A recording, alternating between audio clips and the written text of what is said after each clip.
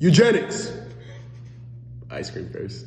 Today, for our ice cream reviews, we went to Blacksmith. Size coordinated? Absolutely, I got a flight. So today we got mocha chip, cookie dough, apple crisp, and gooey butter cake. I'm only gonna review one flavor for now, just for the sake of time. Yeah, that's what it is. Yeah, I've also got apple crisp and rose lavender bud, honey bud. I don't know. That's, something. That's what they call me in the streets. Anyways, I'm gonna take a big old bite. Only the of bud cookie dough. part.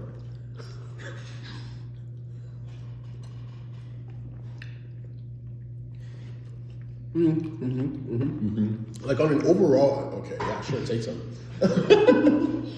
On an overall ice cream scale, it's definitely like That's good.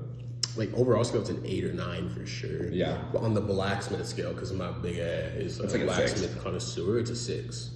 Yeah. Now what's yours? Apple crisp, solid 9, maybe 8. Like 9 general scale. I think like an 8 blacksmith scale. I think they do a pretty good job. That's not crazy. That's not crazy. Ooh. Lavender bud, honey bud, all of them. Butter cake. Mm. There's a hair in that bitch. Sorry. I'm sorry. Wow. Can we cut that out?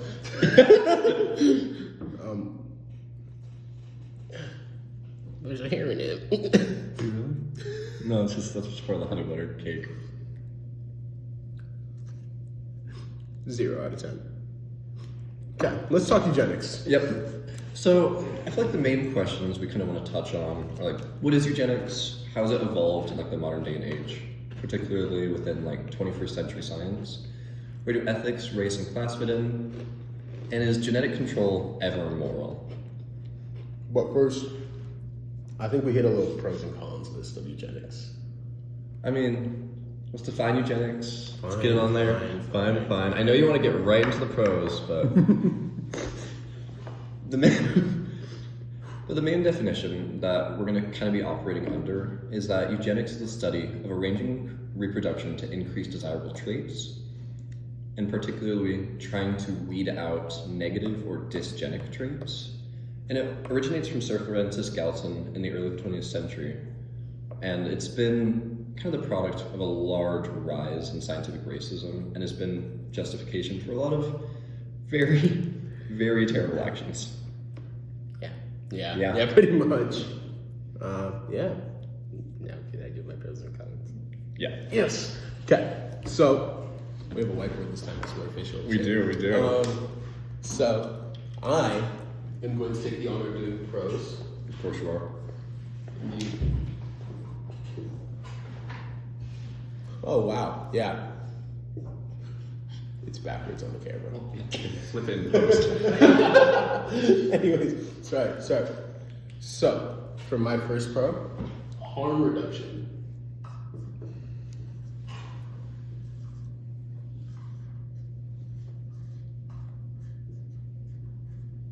Okay, be specific with me.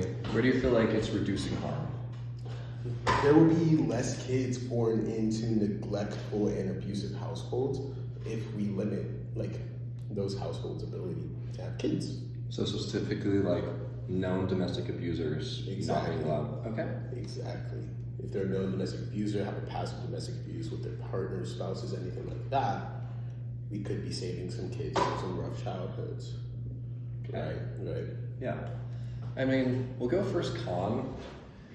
One of the major issues is that it leads to an eradication. Ooh, can I spell You can't. it? Eradication of POCs and those with disabilities. Some major issues are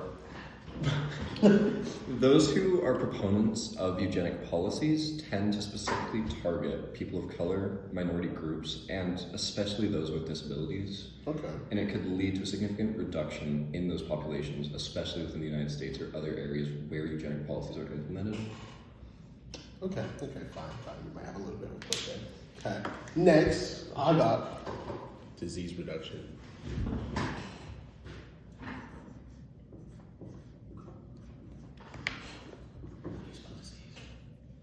EASP. EASP. All right. So we could reduce the amount of genetic diseases being passed down to our children. So if there is known tested for like genetic diseases or anything like that, if you don't have kids, you don't have to worry about your kids getting genetic disease.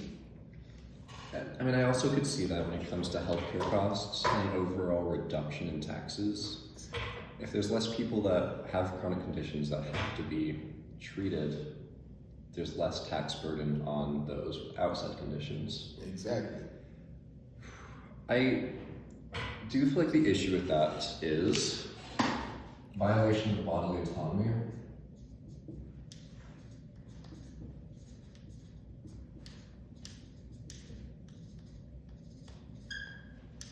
And that's a bit of a tough one, but the main thing is if there's a push for certain groups to be eradicated, or saying it's immoral for certain people to have children, it's immoral for you to have children if you carry a certain genetic disease. And then that infringes on someone's reproductive freedom as well. Yeah. Okay. Okay.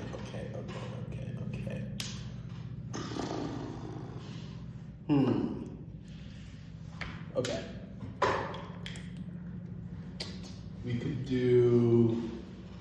What about reduction of violent crime? Is that kind of crazy?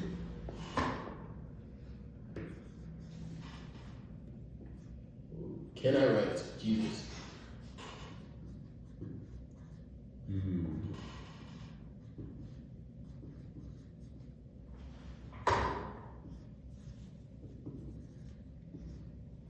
Bang! What you got for that one, Bucko? I mean, I'm curious, where do you feel like that comes from? Like, what's the bases for eliminating violent crime? Like, what groups do you aim to target? Well, if we look, God, I can't even play the villain in this role. Because I could see this claim that people in lower socioeconomic standings have a higher tendency toward crime due to the conditions in which they're born. The only issue is that's going to target certain racial groups due to the concentration. Yeah, thank you for saying that one for me, because I didn't want to like go against my own people. I mean, yeah, but the reality of it is like it's going to be these minority groups that are put into these negative situations that do have higher rates of crime, and that's just due to the circumstances that they've been put in more than anything. So that would be kind of targeting them. The main argument I could take against that is that it does not address systemic issues. So it does not actually address issues. So when it comes to this, the reason that specific groups have higher rates of violent crime is due to their socioeconomic standing. So let's say we eliminate everyone with a low socioeconomic standing, which means we eliminate most of the people of color. If they're gone, it's not like the wealth distribution is just going to change. People are going to have to fill those lower classes again. It'll just end up that this time now it's white people. True. And then we just gotta break out the abortion bus again, like that one lady. I'm sorry. Oh. Okay. So, do we think any of these potential benefits outweigh the costs? I mean, like when you think of like the reduction of disease, or even like what about for like mentally impaired individuals too? Like let's say someone with Down syndrome, right? So if we like take for example, we have a couple, right, where both individuals in the couple have Down syndrome, and they want to have children, they want to reproduce. Is there any sort of justification for saying no, that you can't reproduce, because we know that if their offspring are more likely to have Down syndrome if both parents do? Almost guaranteed 50-50, right? Exactly. I mean, one of the more far examples is people with schizophrenia, people with like psychopathy, people with sociopathy. Those are genetic traits. Those can be passed down. The harm of those can be passed down. So yeah, or even like anxiety and depression, that they can both be hereditary. Yeah. So to what extent is it worthwhile to minimize suffering by assuming that people are going to suffer based on their genetic traits. Yeah, I mean, because we'd have to be automatically assuming that there's a greater chance of them having some level of suffering. Like, we'd have to be like, oh yeah, your child's gonna suffer, no child for you. I'll touch on a quick point with that. It's the idea of social genomics, which is basically the study of how social environments affect gene expression and generally how genes are passed down to lead to certain impacts from people in a certain way that they act. So, do you feel like, are certain genes more likely to lead to certain issues? Like, should those genes be eradicated? That's a good question. Is that our choice to make? I don't think that's our choice to make, honestly. I mean,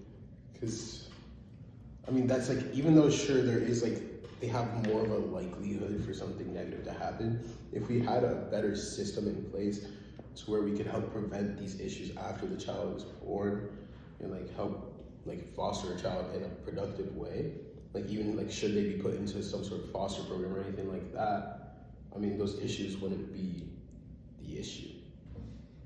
Is it morally wrong to allow a child to suffer? Like, let's say you know they have an abusive parent.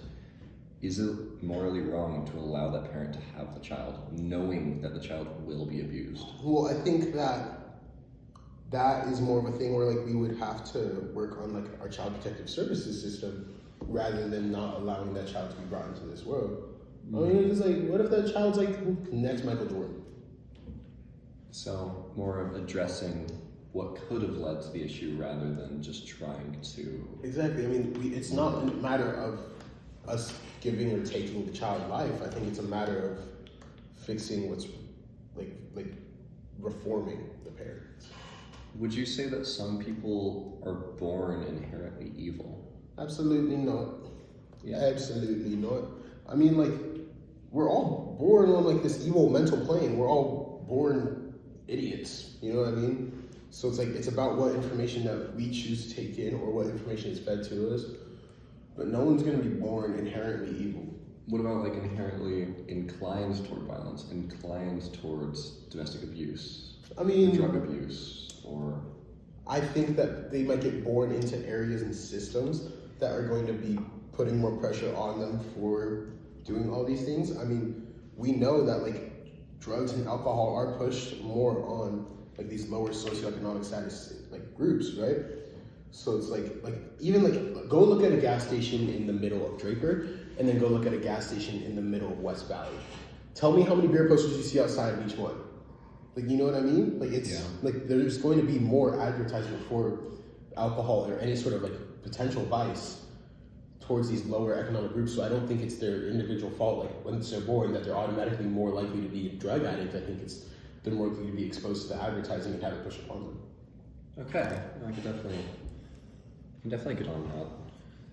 One of the major questions that I wanted to pose is taking a look at selective abortion, particularly in the cases in Western Europe, especially some of the Slavic areas like Iceland, where there's a near 100% abortion rate for Down syndrome children due to prenatal screening. Is selective abortion moral? Should they be allowed to do that?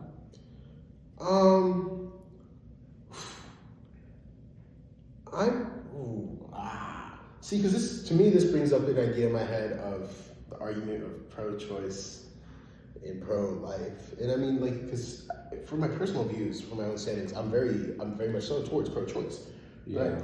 But it's just such a confliction to be like a worry of your child's capabilities. Is that justifiable to not allow your child to come into this world? Or should that even be a question because it's like it's the parent's child? Should it just be the parent's choice to not allow that child to come into the world? Yeah. Because I mean, is this child, the child isn't forming cognitive thought. I mean, like, is there any harm to the child by not allowing it to come into the world? I don't think so. But is it I don't know whether it's morally justifiable or not to just be like, well, my child's not going to have a certain level of intellect that I'd like them to, or a certain level of function that I'd like them to, so I don't want to have them. Yeah, and I don't think it's morally wrong for a parent to want to terminate the pregnancy of a Down syndrome child. I don't think there's a moral wrong to that. Like, sure, someone could be capable of taking care of, loving, and properly just parenting a child with no intellectual or physical disabilities. But then knowing that the child could or does have Down syndrome, that could push them over the edge. That could mean that they can't properly love or take care of the child. And should the child be born and the parents decide not to keep the child? Are there the systems in place to be able to support a Down syndrome child in foster care or something like that? Especially if if it's gonna become a common thing. Yeah, and I just feel like it's morally wrong to disallow the parents to terminate the pregnancy if they know that they can't take care of the child. It doesn't deserve to suffer because the parents are forced to carry it to term. Yeah, I agree. But that brings me into wonder, is the opposition to selective abortion in general in opposition to pro-choice? That's kind of what I wrote on here is... Oh! I wasn't even paying attention to that. No, you're so good. I think that you can impose selective abortion. Oh no, actually... See, you I don't know what to think. I don't think they're compatible. I think that if you believe that women truly deserve the choice of whether or not they want to carry a child, they should have the choice of whether or not they want to selectively terminate a child depending on certain characteristics. Even if it's like, I don't want to have a son, I don't want to have a daughter, like, if you're aiming to have a specific one. Because, I mean, like, let's think of it this way. So, if they were to bring that child into the world, like, there is a high chance that that child will get heavily neglected because it's not the gender that they wanted from the child. Mm-hmm. So, like, in that instance, are we saving, like, is the child, like, is the selective abortion of the child keeping the child from living a life full of neglect? Yeah, like another route to, like, maybe minimizing suffering. Like, this follows a lot with the utilitarian approach of basically maximize good, minimize suffering. I feel like if you're being purely utilitarian, the child, or I guess the parent, should have the choice in all circumstances to abort the child. But is selecting to, like, choosing to abort this child maximizing good? I think it's minimizing suffering. If they know that they could never properly love the child and it would just end up either killed after pregnancy or thrown into the foster system or just neglected in general, if they choose to abort the child knowing fully well that that is where it will go, mm-hmm. I think that's minimizing suffering. I couldn't call them really wrong for that. I can't disagree with you. This feels like, it feels so hard to try and determine a topic like this when our morals point at one thing, but then this is like, but we're questioning it. We're genuinely just questioning our morals at this point, which is, cream and tea. Okay, one more little question for you. Forced sterilization. Is it moral or justifiable for forced sterilization to be pushed upon known domestic abusers, known rapists? And we touched on that a little with our pro list.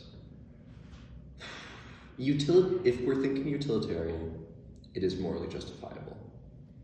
If the purpose is to minimize suffering, it is justifiable. But whose job is it to determine whether or not someone is unfit to care for a child? Yeah, no, I mean, and are we talking, like, is this forced sterilization reversible or irreversible too? Because, I mean, if we have a system in place where individuals can have reform and become better functioning members of society, do they potentially deserve to be able to have children? Do we get to determine whether they get to deserve to have children? Yeah. I mean, because, like, I mean, from another perspective, we could talk about drug addicts as well, right? Because I mean, like drug addicts, like that genuinely is like even like just the process of like not giving childbirth, but the process of like having the child those 9 months. Like that child's in risk already in those 9 months if we're talking like from drug users, right? So like that brings me back to like the reference to the sterilization bus, right? I mean, it's like yeah. I mean, because like we watched that video about that lady driving her sterilization bus around, giving $100 if you get sterilized or whatever, like in advertising it towards these individuals that look like they're being affected by drugs or alcohol addiction or anything like that, like in these lower like economic status areas. I mean, is it surface level? I want to say what she's doing is morally culpable and wrong, but what she's putting in effort to reduce harm. She's being utilitarian, and maybe she has other approaches. Maybe there's more moral approaches. Maybe she could address the systemic issues. But a couple $100 is much cheaper than spending significant amounts of money in systemic changes, social programs, and ultimately, our governments are not spending that money. They're not doing what is needed for reform, for development, for growth. So she's doing something. And I may disagree with what she's doing, but she's doing something to try to minimize harm. Do we think that what she does toes the line of forced sterilization? Because obviously, she's not physically forcing them to do anything like that. But I mean, when we're talking about drug-impaired, alcohol-impaired individuals, can they give informed consent to have the sterilization carried out? Or are they just going to see that money, see like the ability to purchase their next fix and just instantly take it without knowing what they're doing? I think the regret rates were... It's interesting. I think that I would find her much less morally wrong if the sterilizations were more easily reversible. And the sterilizations that they're performing are, in a sense, reversible, but not for everyone, and it's not a cheap procedure. Do you feel like that cost boundary it sets up, like, what we were talking about earlier of proving that they're capable to have a child? Like the fact that it costs... if they're financially able to afford the surgery... Sterilize. Does that prove that now they're finally reformed enough to... I mean, what's to say, like, how do we judge whether someone's financially ready to have a child in general? I mean, maybe not at this moment, but there are, like, programs in place, like food stamps, EBT, right? Like not at this exact moment. Unfortunately. But I mean, there are programs in place to help with stuff like that. And I mean, I think we've seen many great individuals in our world come out of circumstances of lower socioeconomic status, right? So to make it makes it hard to say whether or not like you don't have enough money, you can't have a kid, right? Yeah. Like what? And then even at that point, like how do we qualify what's enough money to have a child? Because I mean, like oh, if you're below poverty line, you can't have a child. Well, yeah, poverty line's already shit.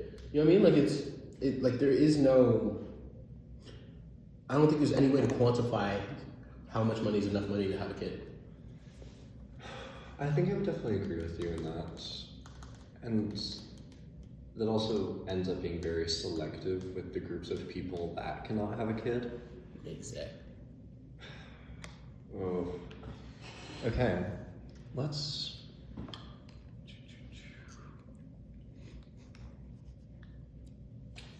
Guy was right. This one's really good. Back to another real quick ice cream review. Mocha chip. So good. So good.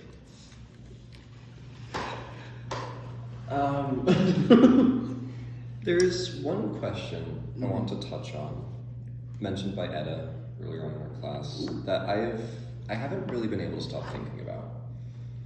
So, Shout out Edda.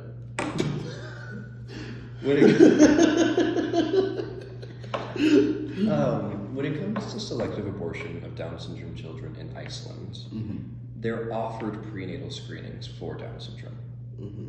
And we talked a lot about whether or not it's morally wrong to offer that prenatal screening in the first place. But Ed posed that as sort of another version of the trolley problem, where are you morally culpable for killing the 5 people if you don't have the choice to change the track? Because, the general trolley problem, if you guys don't know what it is there's 5 people on one track, the trolley's going forward, you'll kill all 5, or you can switch the track and kill 1 person.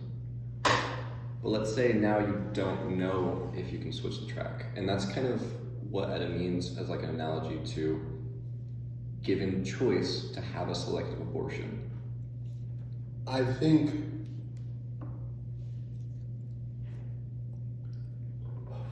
it's very interesting, the whole comparison to the trolley problem, because having the kid isn't killing 5 people. You know what I mean? Yeah. But at the same time, in abortion, you're not really killing anyone if you're having an abortion. Yeah.